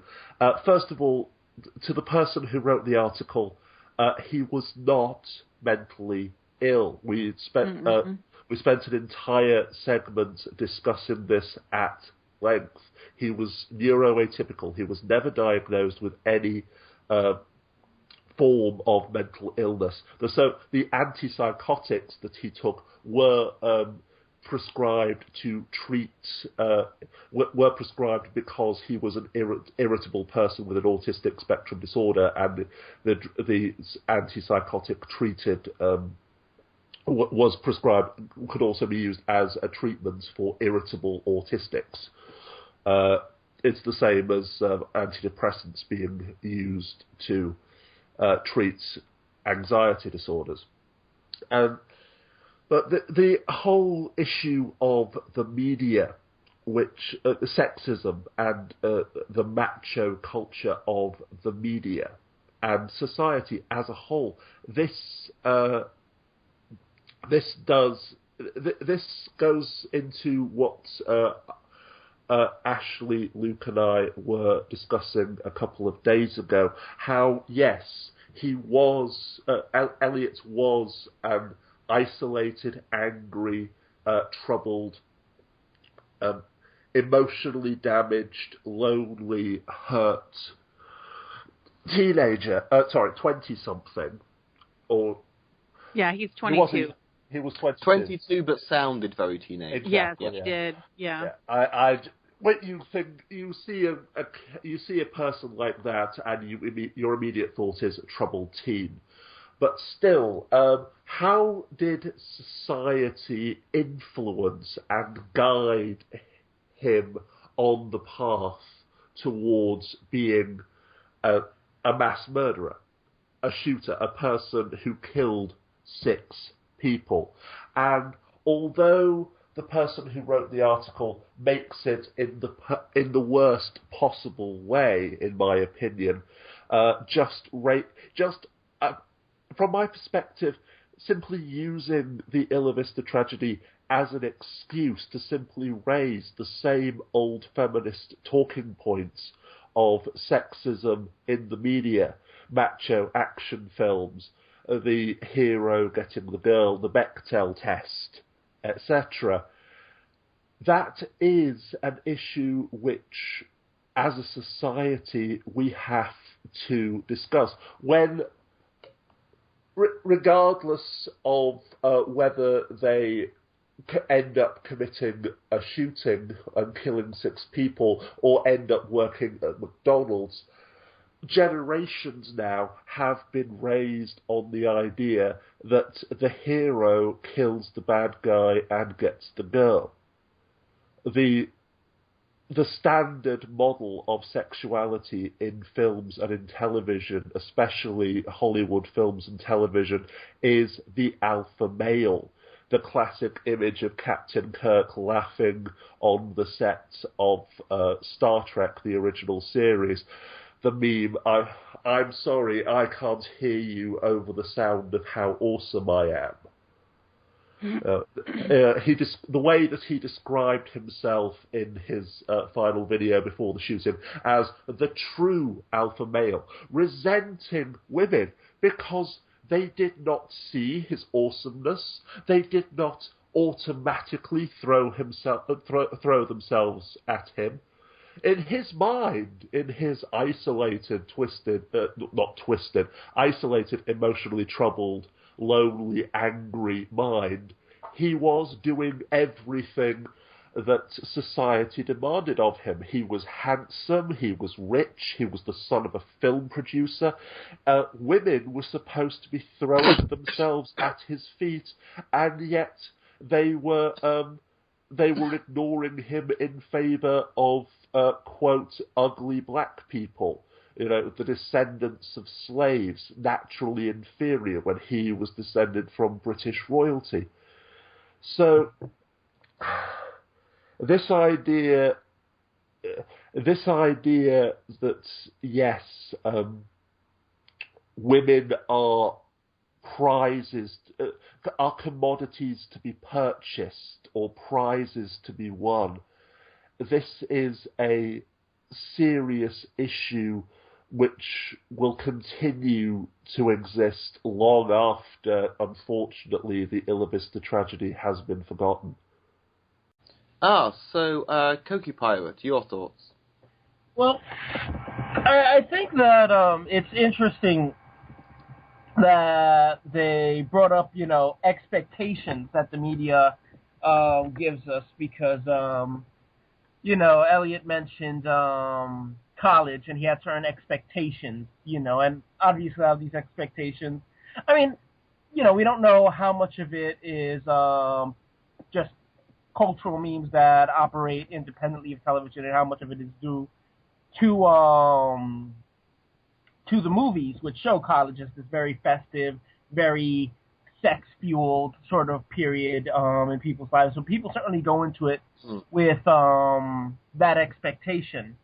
And, in terms of the violence, I'm not sure if I'm qualified to comment on, art imitating life or life imitating art, or, that's something that we always discuss, like how much of this is influencing us and how much of it is simply influenced by. But something that I've seen in a lot of these shooters, Anders Breivik, the Virginia Tech shooter, I forget his name, and even with certain Islamist groups, like when you look at the Boston bombing case, these were young guys, and it seems as though they were either in pursuit of or had delusions of grandeur, You know, they wanted to be fighting against something or doing something. You know, in the Virginia Tech case, he was sort of railing about, you know, the wealthy or whatever. You know, with the Boston bombings, he kind of fell into the Islamist groups. Though he didn't leave a manifesto, I don't think.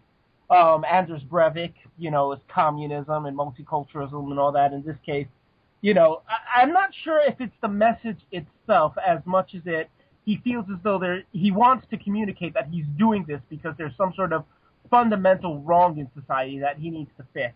And, you know, this isn't limited to shooters. You know, we could look at Snowden, for example. For better, for worse, I'm not, like, casting moral judgment. But you could certainly see a sense of this, these delusions of grandeur that they're fixing, you know, some sort of fundamental problem.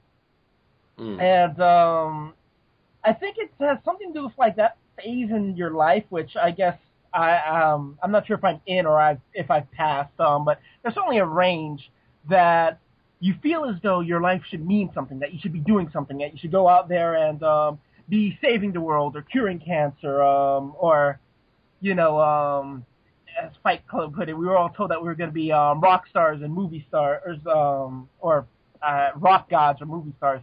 You know, we have all of these expectations, and then when we're 20-somethings and nothing's happening with our life, you know, there's that fundamental frustration. It's a developmental thing, and I'm not sure if it's this because of the expectations of men, or, well, I guess more so with men, there's really a push to go out and be someone, but there's certainly a fundamental frustration, and I would say it is a male frustration that predominantly male, I wouldn't say exclusively male, that, you know, we have these expectations because of cultural expectations which are communicated to us through the media of being someone. And granted, a lot of people can go through this frustration and never be violent, but I feel like, you know, this desire to be someone big is probably a big part of this. Oh, okay. And Gunderson? I just thought that basically I reckoned more that the ideas of entitlement that he clearly held regarding sex and women and whatnot was more. I wouldn't have guessed it was communicated through media. I get the feeling it would have been more like an online. Well, I'm not going to say, you know, MRA thing, but, you know, like a, you know, part of the overall. I think the collective name for it is the Manosphere or something. Yes, that's right. So I somehow, because I mean, he was a part of he did follow some of those kinds of channels on YouTube, from what I've been told. So I got the feeling it would have more come from that. Yes. I mean, granted, I mean, I'm someone who knows full well what it's like to be frustrated with a lack of companionship, except I wasn't such a narcissistic prick about it. You know, I kind of thought it was my fault when I was like that. And to be honest, I still sort of am, but that's beside the point. So I didn't really think that... I don't really have much to say. I think maybe the author of the article might be overemphasizing the role that media may play in his development of his ideas, but overall, it's obvious that either way, he had those ideas. He must have gotten them from somewhere, which is through the people around him. So, and so it's still a problem regardless from where exactly he got them. It's obviously still a wider social issue. Yeah. I'm not sure if I really have much to say other than that. He had some racist ideas and some racial supremacist ideas as well, of course, and we don't. Yeah. Well, yeah, that's also true. Okay, does anybody else have anything to add? Yes, quite a lot to add. First of all, in response to Koki regarding extremism and delusions of grandeur, this is one of my main topics, what I now call tribalism. You used to describe it as ideology. But John Cleese summed it up perfectly in this quote. The biggest advantage of extremism is that it makes you feel good because it provides you with enemies. Let me explain. The great thing about having enemies is that you can pretend that all of the badness in the whole world is in your enemies and all of the goodness in the whole world is in you. Attractive, isn't it? So if you have a lot of anger and resentments in you anyway, and therefore enjoy abusing people, then you can pretend that you're only doing it because these enemies of yours are such bad persons, and if it wasn't for them, you'd actually be good-natured and courteous and rational all the time. So if you want to feel good, become an extremist. You can strut around abusing people and telling them that you could eat them for breakfast and still think of yourself as the champion of truth, a fighter for the greater good, and not a sad, paranoid schizoid that you really are. So, yes, this whole idea that Koki was talking about, this idea that when you're a child, you're raised with the expectation of becoming a millionaire, a movie star, a rock god, of changing the world, and then you end up working at McDonald's.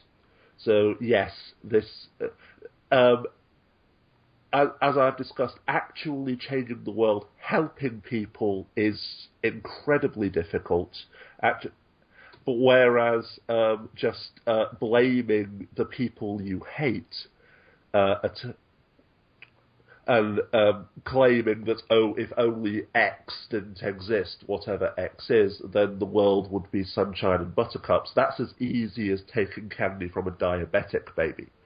Gunderson, what was your main point again? I assumed he would have gotten these ideas from friends of his.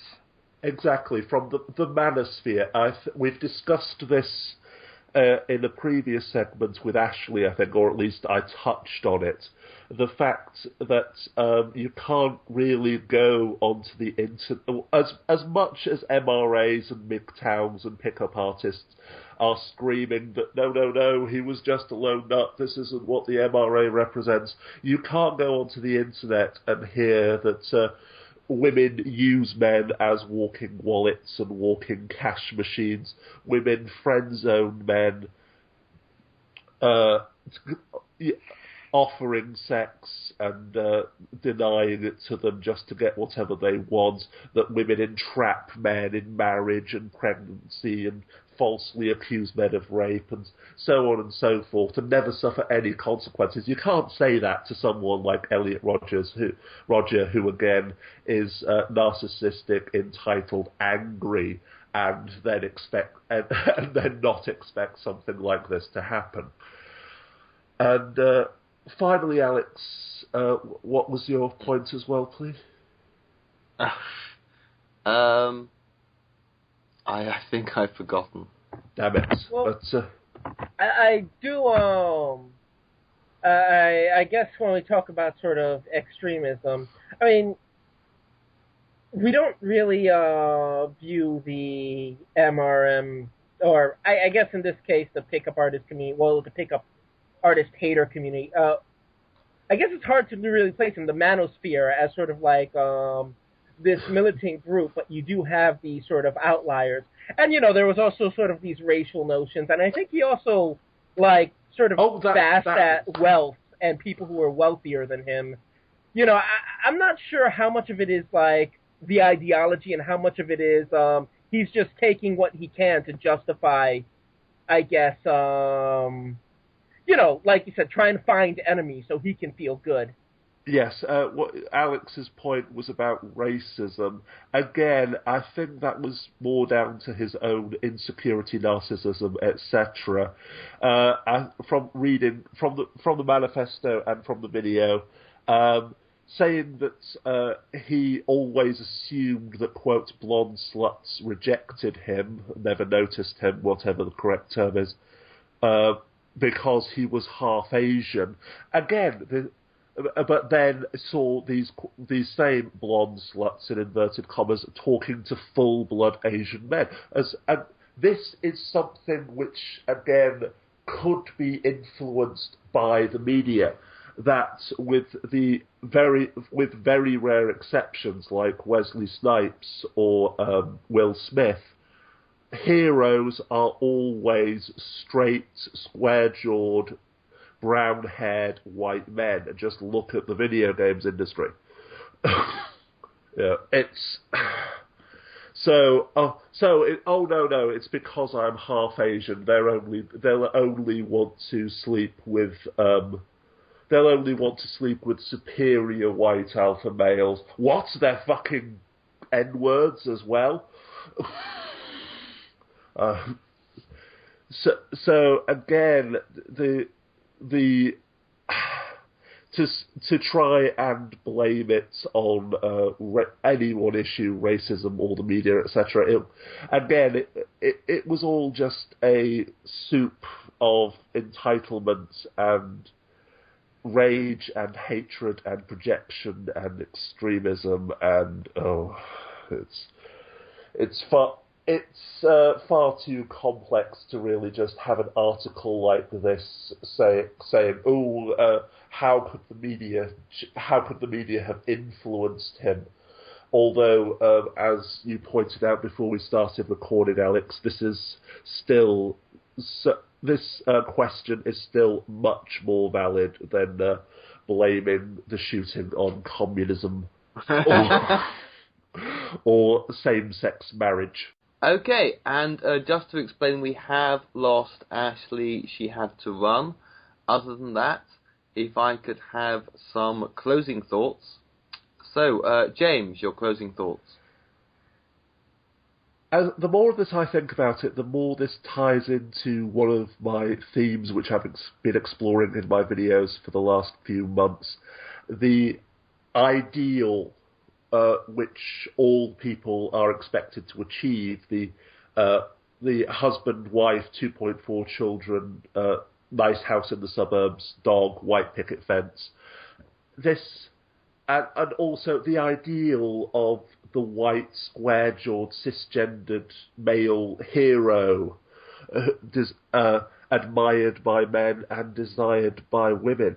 Most people do reach adulthood and realise that no, that is a fantasy, that is a dream. But in a few rare cases, like Elliot Rodger, they become incredibly bitter, angry, and eventually horrifically violent because no, the world doesn't work like that.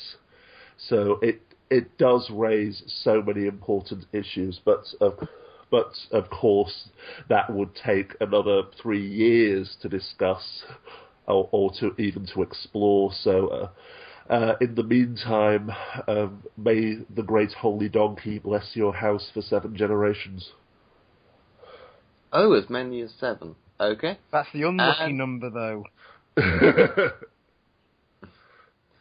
And Koki, your final thoughts and goodbyes.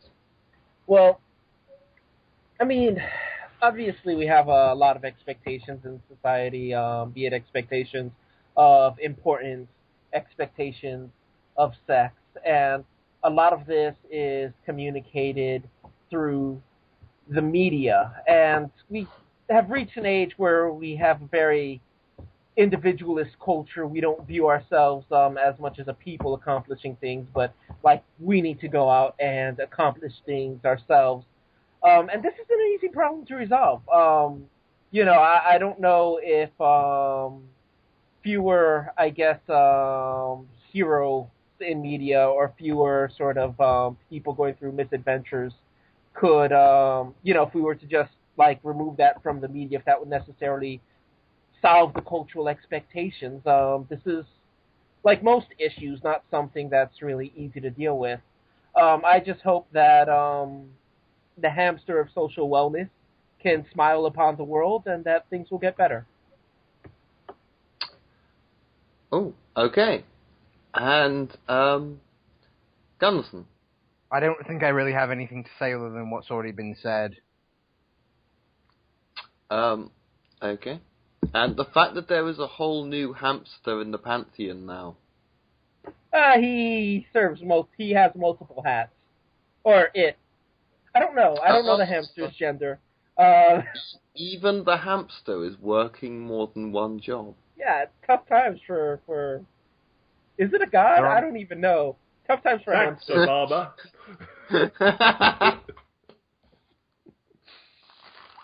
Exactly.